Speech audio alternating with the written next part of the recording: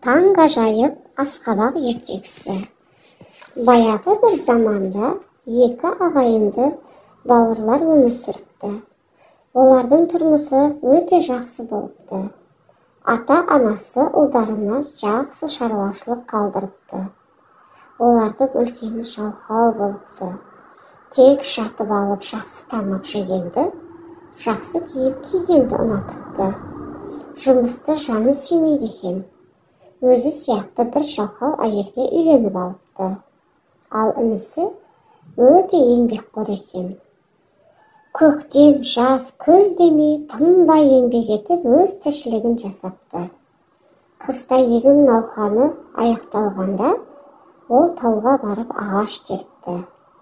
Алайда ол қанша тырысқанымен ағасы мен жеңгесінің көңілінен шыға алмапты. Олар інісі өскенде өз ерешісін сұрайды деп қорқыпты. Сонымен оны жас кезінде үйден қуып жіберуді ұйғарыпты.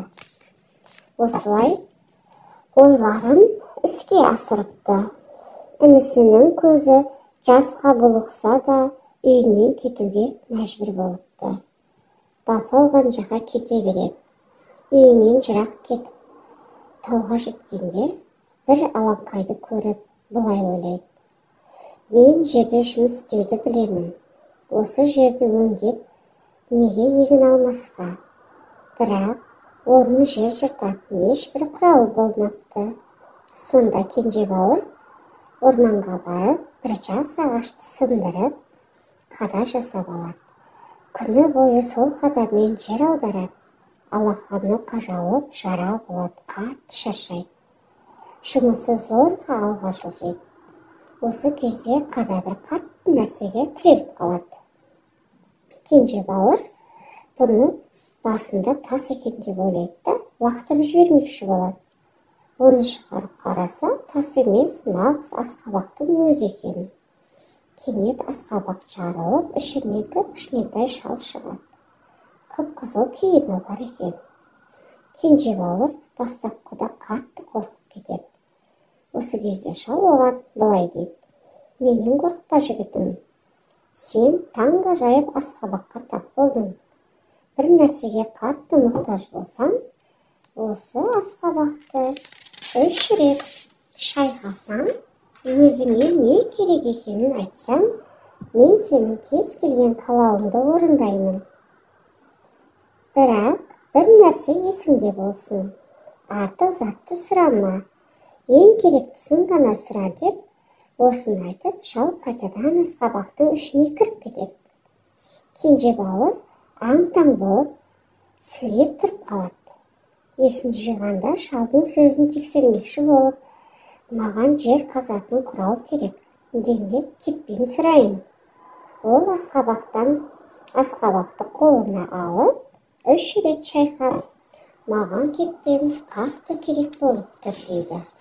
Осы сөздерді айтып болғаны сол екен, аяғының астына су жаңа кеппен тап ете қалды. Қолына түскен кеппенге қуанғаны сонша, еңбекке деген тынысы ашылып, бірден жұмысқа кірісіп кетеді. Осылайша кең алқапты аударып, қазып, қарынның ашқанын сезеді. Осы кезде таңғажайып Асқабақ есіне түсіп, қасына барады. Кенже бауыр Асқабақты 3 рет шайқап, менің қарным ашты, жүрек жалғап алатын 3 жүгері күшесін және бір шыны аяқ су берші дейді. Осы сөздерді айтқаны сол екен, алдына 3 жүгері күшерін салынған тәрелке мен бір шыны аяқ бұлақтың суы пайда болады. Оның тәбеті ашылып, күшені жеп, артынан су ішіп, қайтадан жұмысқа кіріседі. Кенже бауыр ұзақ жұмыс істейді. Кеш түскен кезде қонатын жер жоқ екені есіне түседі. Сол кезде Асқабаққа барып, жататын жер сұрайды. Оның арманы орындалады. Осылайша кенже бауыр таудан өмір сүре бастайды. Ол тынбай еңбек етіп, шаруашылығына қажеттінің бәрін жинап алады. Ағасы кенже бауырды қуып шыққан соң, әке-шешесінен қалған мұраға қол сұғады. 2 жыл өтер өтпес уақытта оның байлығының еш нәрсесі қалмайды. Әйелі екеуінің төбесіне қара бұлт үйіріледі. Жұмыс істеуге тырысады, бірақ қолынан түк келмейді. Оның үстіне жалқаулығы да тағы бар. Осылайша қайыр садақа сұрауға тура келеді. Ауылды, қаланы аралап жүріп, кенже бауырының тауда дәулетті өмір сүріп жатқанын естіп, оны тауып алмақшы болады.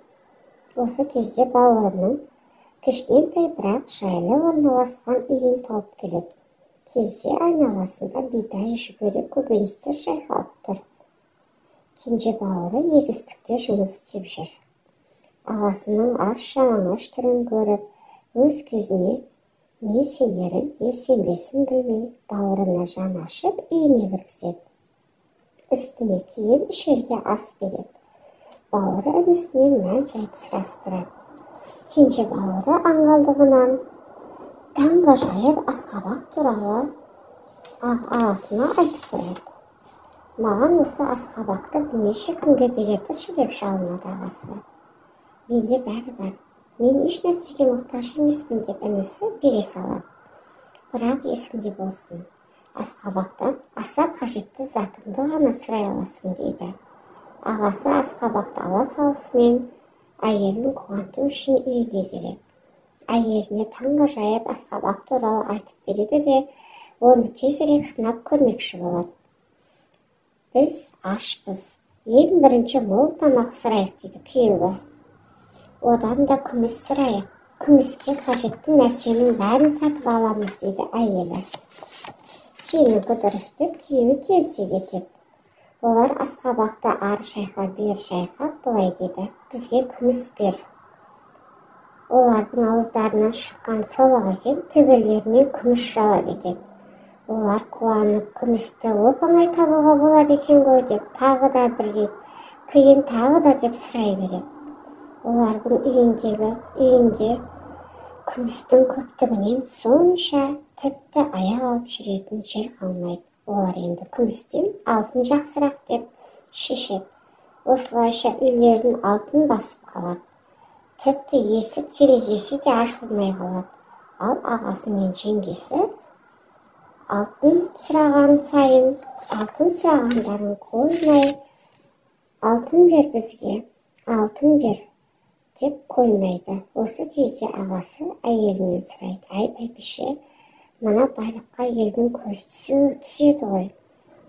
Оларды көрсетпес үшін қайда жасырамыз дейді.